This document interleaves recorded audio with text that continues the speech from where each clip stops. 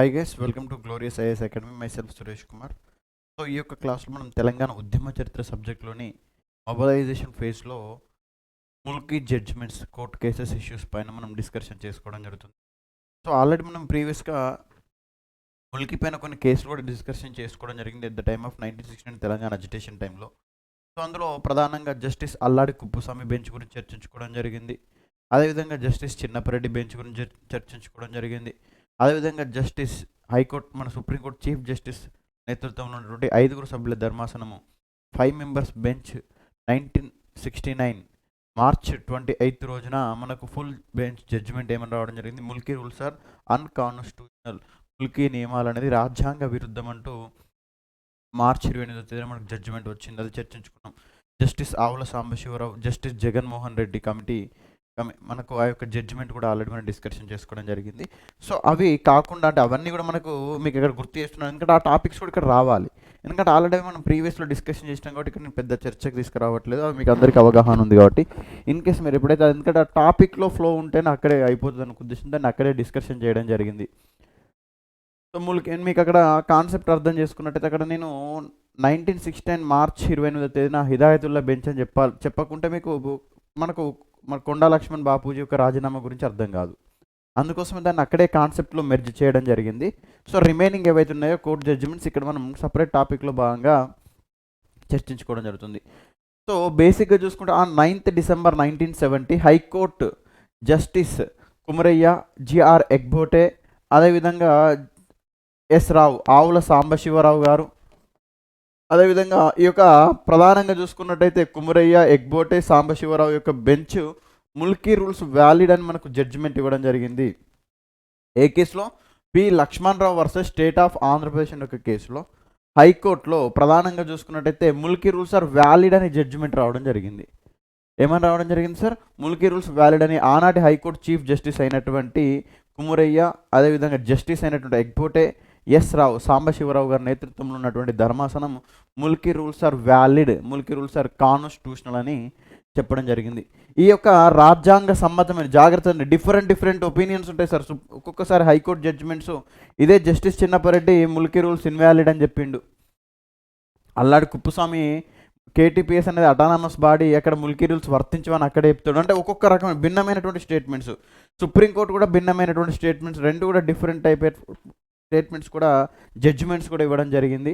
So ఇక్కడ మళ్ళీ high court మనకు ప్రధానంగా 1970 9th డిసెంబర్ రోజున ముల్కీ రూల్స్ ఆర్ వ్యాలిడ్ అని జడ్జిమెంట్ ఇవ్వడం జరిగింది.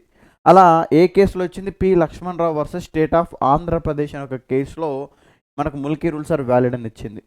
సో మరి దీన్ని వెంటనే అంటే ఆనాడు మళ్ళీ దీన్ని వీళ్ళు మనకు డివిజన్ బెంచ్కి మళ్ళీ అప్పీల్ చేయగా, అంటే ఇప్పుడు ఆల్రెడీ 3 సభ్యుల ధర్మాసనము 3 మెంబర్స్ ధర్మాసనం వచ్చేసరికి, బెంచ్ వచ్చేసరికి మనకు చెప్పడంతో దీన్ని మళ్ళీ డివిజన్ బెంచ్ అంటే ఇంకా 5 సభ్యుల ధర్మాసనానికి పంపించాలి, అంటే 5 బెంచ్కి పంపించాలి.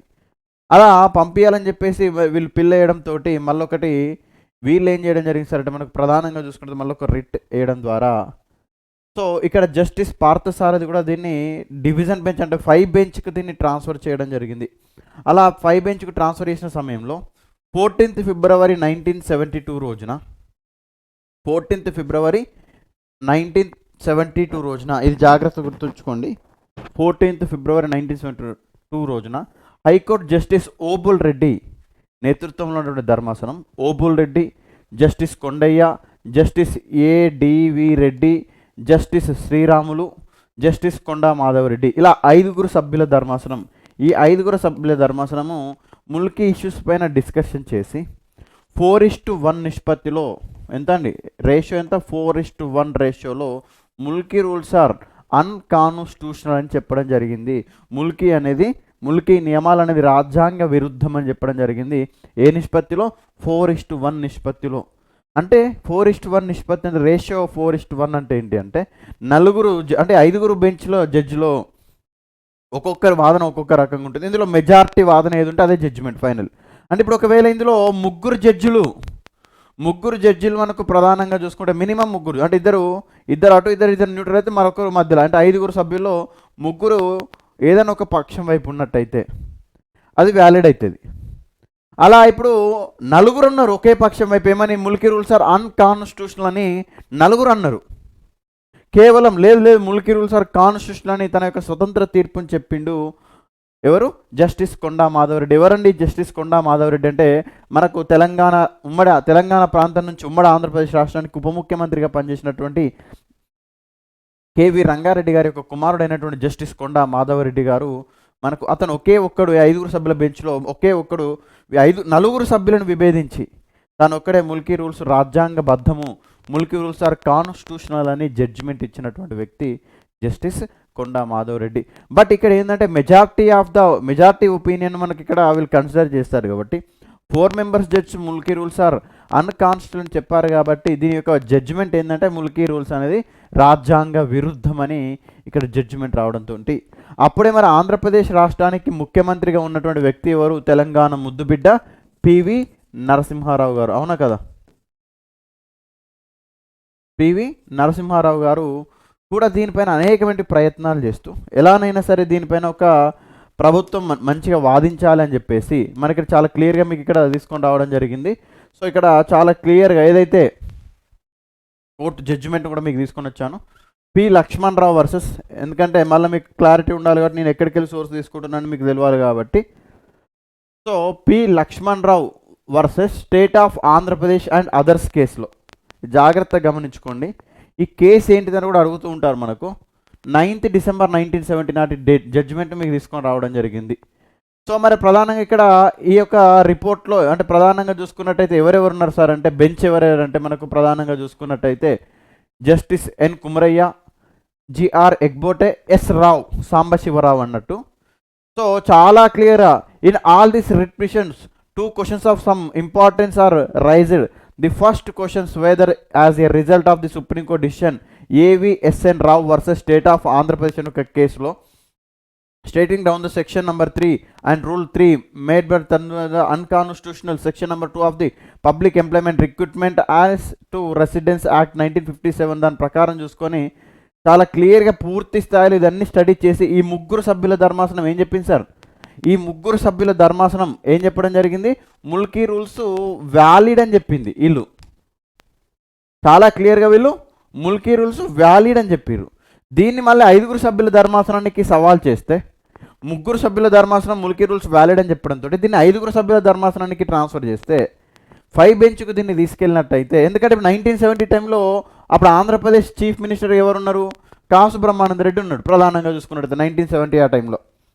మరి కాసు బ్రహ్మానంద రెడ్డి ముఖ్యమంత్రిగా ఉన్నటువంటి సందర్భంలో ప్రభుత్వం గట్టిగా వాదించకపోవడం ద్వారా ముల్కీ రూల్స్ ఇన్వాలిడ్ అని చెప్పేసి ముల్కీ రూల్స్ వ్యాలిడ్ అని చెప్పింది. అంటే సరే కొంతమేర ప్రయత్నించారు, ఇక్కడ వ్యాలిడ్ అని జడ్జిమెంట్ రావడం జరిగింది. అయినప్పటికీ కూడా కొన్ని లూప్ హోల్స్ ఆ యొక్క వాళ్ళకి ముందే చెప్పేసింది ప్రభుత్వము. మరి దాన్ని వాళ్ళు సవాల్ చేసిర్రు.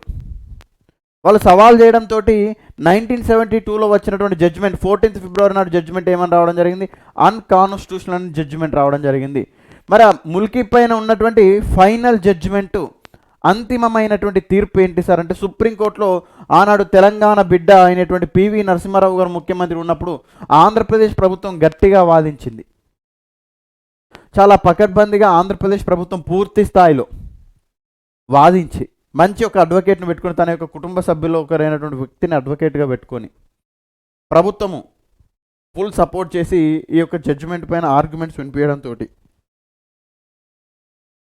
Venkatareddy versus state of Andhra Pradesh అనే ఒక కేసులో, ఏ కేసులో అండి? Venkata Reddy versus state of Andhra Pradesh అనే కేసు October 3rd 1972 రోజున, ఏ రోజున అండి? October 3rd 1972 రోజున, October 3 1972 సంవత్సరం. ఇది చాలా ఇంపార్టెంట్. ఇది చాలా ఇంపార్టెంట్ ఎందుకోసం అంటే October 3rd 1970 ముల్కీ ఇష్యూ పైన ఇది ఫైనల్ జడ్జిమెంట్ అని పివి నరసింహారావు గారు కూడా చెప్పినటువంటి పరిస్థితి ఏంటిదండి? పివి నరసింహారావు గారే చెప్పినటువంటి పరిస్థితి అంటే ముల్కీ పైన ఇదే అంతిమమైన తీర్పు అని వచ్చింది. మరి ఈ యొక్క సుప్రీంకోర్టు 5 సభ్యుల ధర్మాసనం, ఆల్రెడీ సుప్రీంకోర్టు 5 సభ్యుల ధర్మాసనం 1969 March 28 రోజున హిదాయతుల్లా బెంచ్ అన్కాన్స్టిట్యూషనల్ అని చెప్తే, మళ్ళీ Venkata Reddy versus state of Andhra Pradesh కేసులో చీఫ్ జస్టిస్ సిక్రీ నేతృత్వంలో, చీఫ్ జస్టిస్ అయినటువంటి సిక్రీ నేతృత్వంలో justice A N Ray, justice I D Dua, justice D G Palekar, justice M H Beg ఈ యొక్క 5 సభ్యుల ధర్మాసనం, ఈ యొక్క 5 బెంచ్ ఏమని చెప్పడం జరిగింది sir? Mulki rules are constitutional అని చెప్పడం జరిగింది. 5 సభ్యుల ధర్మాసనం ఏమని చెప్పింది? ముల్కీ అనేది రాజ్యాంగ సమ్మతం అని చెప్పింది. అంటే ఎన్నో సంవత్సరాల నుంచి కలలు కన్నటువంటి తెలంగాణ ప్రజలు మరి అప్పటి వరకు కూడా ఎక్కడ చూసినా ఏ హైకోర్టుకైనా సుప్రీంకోర్టుకైనా అదొక రకం ఇదొక రకం జడ్జిమెంట్స్ వస్తుంటే ముల్కీకి ఫేవర్గా, అంటే ముల్కీ నియమాలు అనేది రాజ్యాంగ సమ్మతమే, అంటే రాజ్యాంగ ఒప్పుకున్నట్టే అని చెప్పేసి, ఎందుకంటే ఆల్రెడీ పార్లమెంట్ చట్టం ద్వారా ఉన్నటువంటిది కాబట్టి ముల్కీ నియమాలు రాజ్యాంగ సమ్మతమే అని చెప్పేసి చీఫ్ జస్టిస్ సిక్రీ నేతృత్వంలో ఉన్నటువంటి ధర్మాసనం Mulki rules are valid, Mulki rules are constitutional అని జడ్జిమెంట్ ఇవ్వడం జరిగింది. ఈ జడ్జిమెంట్ కాపీని కూడా మీకు తీసుకొచ్చాను అనుకుంటా. ఎస్, ఉంది ఇక్కడ. సో మనకు ప్రధానంగా చూసుకున్నట్టయితే ఈ జడ్జిమెంట్ వచ్చరికి the director of industries versus and V Venkata Reddy and others కేసులు, the director of industries government of Andhra Pradesh, అదేవిధంగా versus V Venkata Reddy and others 3 October 1972 అని ఇక్కడ మనకు జడ్జిమెంట్ ఇవ్వడం జరిగింది. సో ఈ జడ్జిమెంట్ ఏమని రావడం జరిగింది? ముల్కీ రూల్స్ రాజ్యాంగ సమ్మతమే అని చాలా క్లియర్గా చెప్పడం జరిగింది. ఏమని చెప్పింది సార్? ముల్కీ రూల్స్ రాజ్యాంగ సమ్మతమే అని మనకి ఇక్కడ జడ్జిమెంట్ రావడం జరిగింది. సో ఇక్కడ పిటిషనర్ ఎవరు సార్ అంటే the director of industries and commerce government of Andhra Pradesh ఇక్కడ పిటిషనరు. రెస్పాండెంట్ కింద వి వెంకటరెడ్డి అండ్ అదర్స్ను కూడా ఇక్కడ ఏర్పాటు చేయడం జరిగింది. సో ఇది date of judgement on which date? So ప్రధానంగా చూసుకుంటే 3 October 1972. This is the final judgement on the Mulki issues.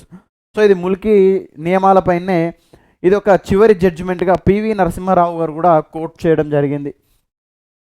మరి తెలంగాణ ప్రజలు కలలు కన్నటువంటి ముల్కీ నియమాలు అనేది అమలు చేయాల్సిందే, అవి రాజ్యాంగ సమ్మతమే అని చెప్పేసి ఆ రోజు మనకు జడ్జిమెంట్ రావడంతో వెంటనే మనకు ఆంధ్ర ప్రాంతంలో ఈ యొక్క జడ్జిమెంట్ని అపోజ్ చేస్తూ, అంటే ఏమైంది, స్థానిక నియమాలు కరెక్టే, మరి తెలంగాణలోకి పాపం తెలంగాణలో ఉద్యోగాలు ఇవ్వాలి రాబాయ్ అని చెప్పేసి కోర్టు జడ్జిమెంట్ ఇచ్చింది. అంతే, స్థానిక నియమాలు కరెక్టే అన్నందుకు ఆంధ్ర ప్రాంతంలో ఒక కృత్రిమంగా ఒక ఉద్యమాన్ని ప్రారంభించారు.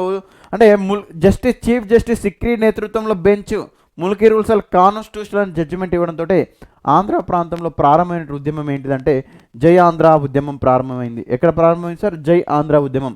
ఏ జడ్జిమెంట్ బేస్ చేసుకొని?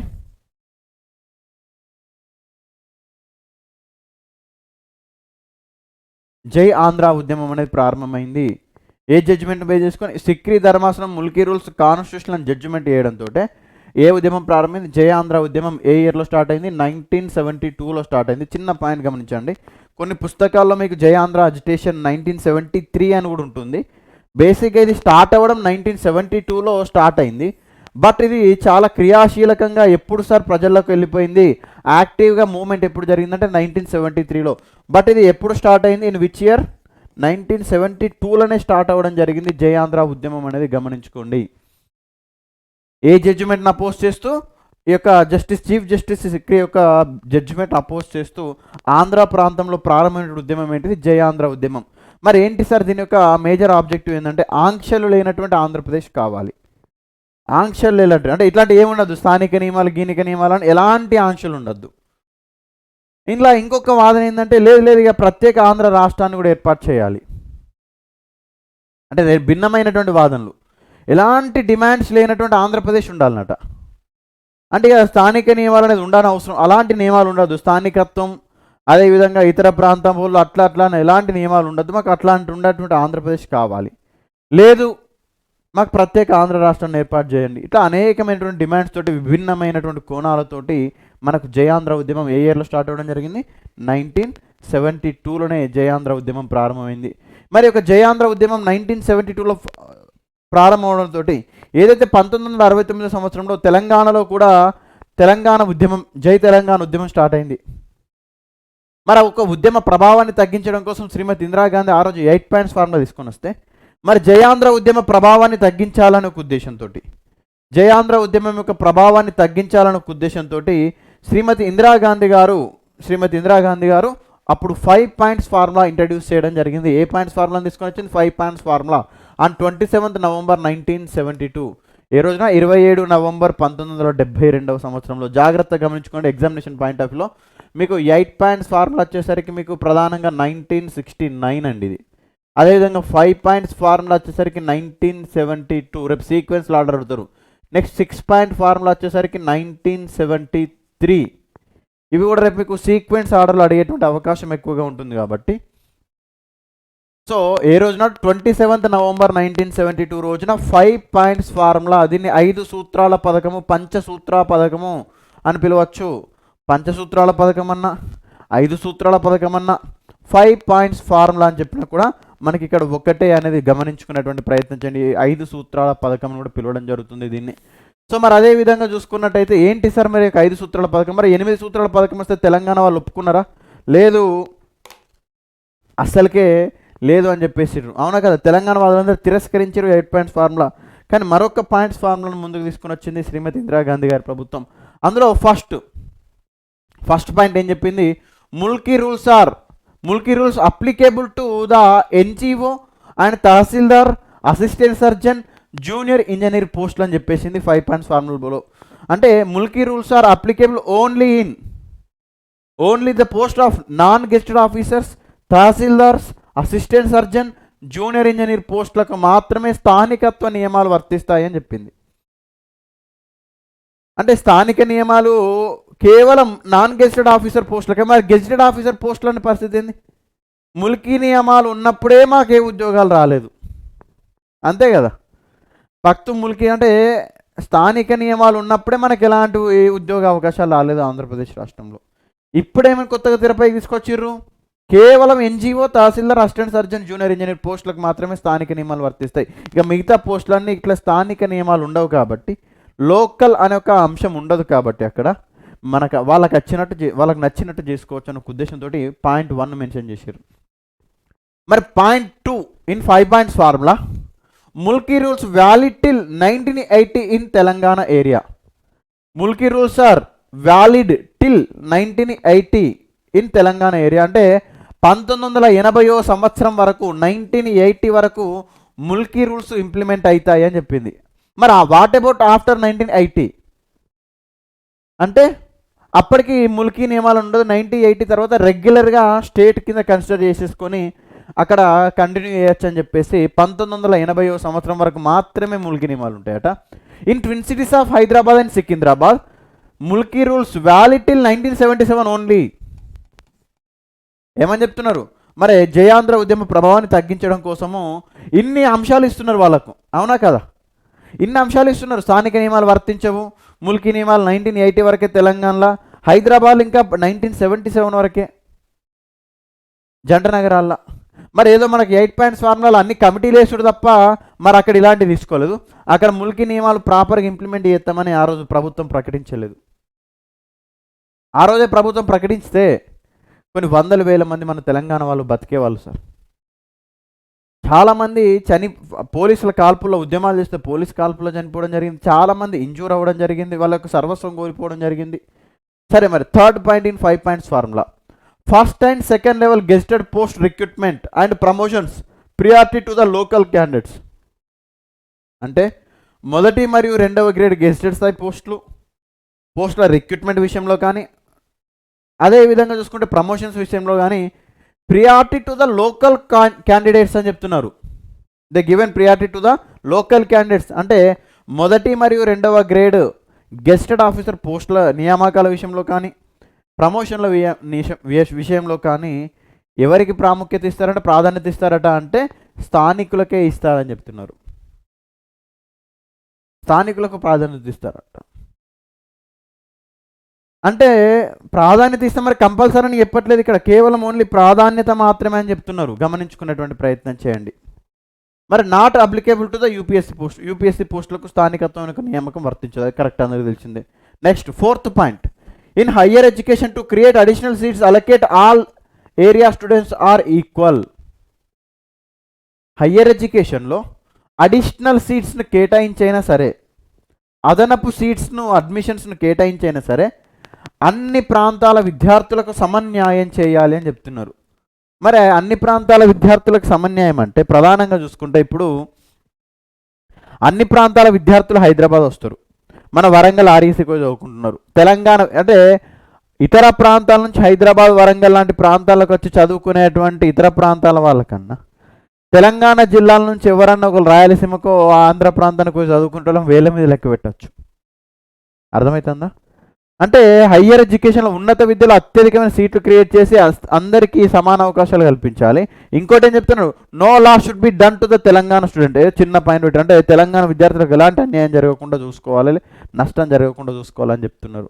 నెక్స్ట్ ఇంకేంటంటే fifth point, this is the one important point. అంటే ఫిఫ్త్ పాయింట్ చాలా important. Twin cities police recruitment equal opportunities to the all areas aspirants. Hyderabad జంట నగరాల్లో పోలీస్ నియామకాలకు సంబంధించి అన్ని ప్రాంతాల ప్రజలకు సమన్యాయం సమాన అవకాశాలు ఉండాలి అని చెప్తున్నది ఫిఫ్త్ పాయింట్. అంటే ఇక్కడ ఇచ్చినటువంటి ప్రతి అంశం కూడా 5 పాయింట్స్ ఫార్ములాలో జయాంధ్ర ఉద్యమాన్ని అణిచివేయడం కోసమే ఇచ్చారు. దేన్ని అణిచివేయడం కోసం? జయాంధ్ర ఉద్యమ ప్రభావాన్ని తగ్గించడం కోసమే వాళ్ళకి అన్ని రకాల హామీలు ఇచ్చేసారు. అంటే తెలంగాణ క్లాసే మళ్ళీ. అంటే మనం చేసినటువంటి 69 ఉద్యమంలో మనకు 8 పాయింట్స్ ఫార్ములా అన్ని కమిటీలే. ఆడ ఇలాంటి న్యాయం చేసేటువంటి అంశాలు ఏవి కూడా మనకు ఆడ మెన్షన్ చేయలేదు. కానీ వీళ్ళు కొంచెం చిన్నగా ఉద్యమం ప్రారంభించగానే వాళ్ళకి అనేకమైన వరాలను కుమ్మరించింది ఈ యొక్క ఆనాటి కేంద్ర ప్రభుత్వం ఈ యొక్క 5 పాయింట్స్ ఫార్ములాను తీసుకొని వచ్చి. మరి 5 పాయింట్స్ ఫార్ములా ద్వారా నేను మరి 5 పాయింట్స్ ఫార్ములా తీసుకొని వస్తే మరి జయాంధ్ర ఉద్యమం ఆగిపోయిందంటే వాళ్ళు అక్కడికి కూడా సాటిస్ఫై లేరు. అక్కడ కూడా సాటిస్ఫై లేకపోవడంతో మరింత ఉధృతంగా జై ఆంధ్ర ఉద్యమం అనేది జరగడం జరిగింది ఆంధ్ర ప్రాంతంలో. దాన్ని మనం ప్రత్యేకమైనటువంటి టాపిక్ కింద కూడా జై ఆంధ్ర అజిటేషన్ అని చెప్పేసి మనకు ఒక ప్రత్యేకమైన టాపిక్లో కూడా మనం డిస్కషన్ చేసుకుంటాం. మనకు జై ఆంధ్ర ఉద్యమం ప్రారంభానికి సంబంధించినటువంటి అంశాలను ఇక్కడ చర్చించుకోవడం జరిగింది. నెక్స్ట్ క్లాస్లో జై ఆంధ్ర ఉద్యమం గురించి చర్చించుకుంటాం. Thank you.